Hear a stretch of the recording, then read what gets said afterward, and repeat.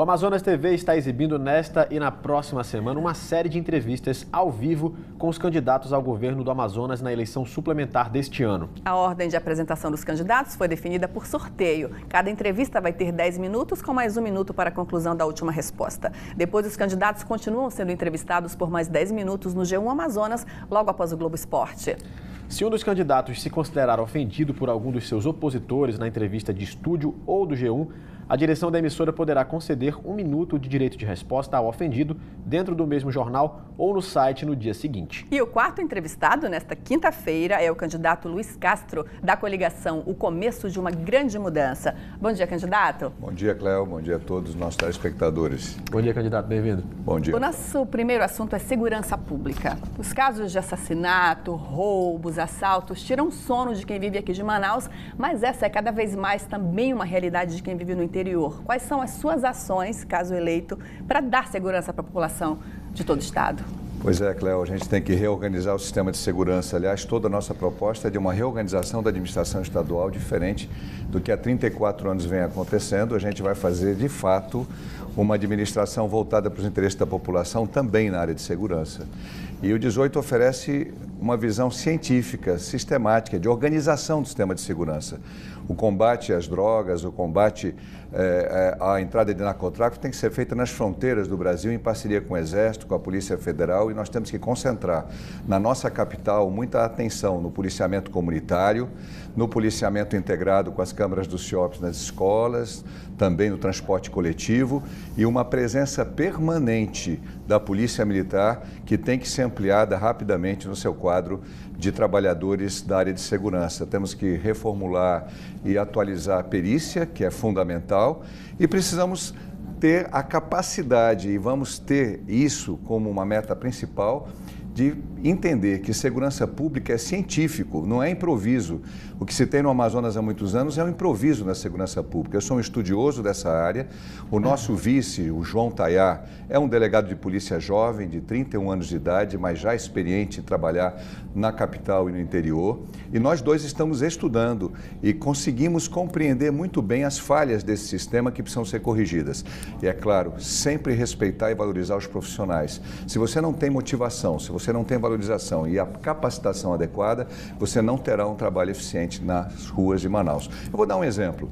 Os nossos policiais não têm armas não letais. Então, eles trabalham com armas que tanto podem atingir bandidos perigosos como pequenos delinquentes. Nós temos que ter armas não letais para imobilizar aquele pequeno delinquente, ao invés de tratá-lo como um perigoso marginal. O perigoso marginal tem que ser enfrentado com muito rigor, com muita eficiência. Então, nós precisamos saber organizar uma polícia eficiente, como a da Colômbia, nosso país vizinho, mas ao mesmo tempo que respeite o cidadão. Ainda falando de uma maneira prática, como é que o senhor pretende aliviar essa situação de quem depende do transporte público? A gente mostra aqui praticamente todos os dias assaltos dentro dos ônibus. Como é que o senhor vai lidar com essa questão? Qual seria a ação prática mesmo em relação Primeira a isso? coisa, como eu já falei, integrar as câmaras de segurança com o CIOPs, trabalhar a investigação da Polícia Civil dentro dos ônibus, ampliar os quadros da Polícia Civil, chamar os concursados que não foram chamados, ampliar a Polícia Militar, e você tem que ter a capacidade de infiltrar a sua inteligência dentro dos focos de criminalidade nas zonas vermelhas e nos espaços onde essa violência está ocorrendo com mais frequência. Onde é que ela ocorre com mais frequência? Ocorre no transporte coletivo, nos pontos de ônibus, ela ocorre também nos locais de comércio, e a gente precisa ter a retomada do policiamento comunitário, porque sem o policiamento comunitário você não consegue ter adesão da informação que chega da comunidade. Isso tem que ser feito de uma maneira bastante sistemática, com os conselhos de segurança intercomunitário funcionando de forma muito viva e com a integração de todos os sistemas de informação, inclusive com a integração com os aparelhos públicos e com a área comercial. Isso tem que ser feito como foi feito em Nova York com Rodolfo Giuliani, como foi feito na Colômbia, em Medellín, em Cali. Tem que acabar com esse monte de improvisos, nós temos que trabalhar isso com organização sistêmica. E isso pode e vai ser feito no meu governo João Tayá, que eu repito, é um profissional ilibado da área de segurança, com transparência, com competência, com planejamento, com organização e com valorização dos profissionais da segurança. Bom, vamos falar de saúde, que é outro tema bem sensível aqui no Amazonas, né? A gente vê, infelizmente, hospitais superlotados, né? Filas para fazer exame, por exemplo, e muita gente do interior, inclusive, passa por isso aqui na capital. O senhor tem falado em transformar alguns municípios em cidades polo para receber pacientes de municípios pequenos ao redor.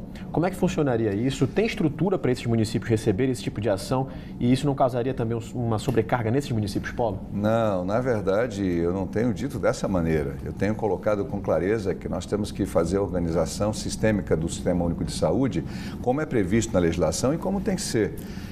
O modelo melhor de assistência de saúde que nós temos é o da Inglaterra. Nós vamos demorar muitos anos para alcançar esse nível de eficiência, mas nós precisamos compreender que a baixa complexidade é aquilo que deve e pode ser atendido num posto de saúde no bairro. A média complexidade já é representa aquela cirurgia ou tratamento um pouco mais complexo, como uma cirurgia de hérnia, como uma cesariana, como uma cirurgia que não dependa de uma grande especialização. E as cirurgias, os tratamentos de alta complexidade têm que ser concentrados em Manaus. Então, nesses 3 escalas, você organiza nos municípios a capacidade que cada município vai ter de resolutividade. Onde você tiver dificuldades de material humano, você vai levar o médico nos mutirões de saúde no início do governo. E depois vamos priorizar a interiorização dos médicos com a carreira de Estado de médico. Eu sou autor da emenda constitucional, que, a exemplo do que o Exército Brasileiro faz, vai promover a fixação de médicos a partir de municípios do interior, como ocorre na carreira de juiz, de magistrado. Nós temos um plano de saúde que visa também evitar esse superfaturamento das empresas terceirizadas e da compra muito cara de medicamentos e de insumos, inclusive insumos químicos cirúrgicos. Nós vamos deixar de comprar aqui no atravessador. Eu estou dando recado aqui para as distribuidoras de remédio que elas vão ter que sobreviver no mercado. O governo do estado vai comprar diretamente nas fábricas, vai comprar nas fábricas de produção de remédios populares, como em Manguinhos, como na FURP, e também diretamente nos laboratórios por menos da metade do custo. E vai abastecer, portanto, as unidades de saúde da capital do interior com muito menos custo. Vamos chamar os concursados, vamos acabar com essa história absurda de superfaturamento em contratos de enfermagem, terceirização de laboratório. Vamos ter racionalidade, vamos rever todos os contratos da Suzam e vamos fazer com que sobre dinheiro para investir na ponta. Inclusive, entendendo que mais importante que a burocracia da Suzam é o atendimento lá onde está o usuário do sistema. Então, precisa valorizar o médico, o enfermeiro, o técnico de enfermagem, o farmacêutico, o nutricionista, todas as equipes intersetoriais que atuam na área de saúde. Eu tenho estudado muito isso ao longo dos anos, estou preparado e com certeza com a nossa gestão nós vamos romper esses vícios atrasados da velha política que há 34 anos transformou a saúde em moeda política. Saúde não é moeda política, saúde é direito cidadão.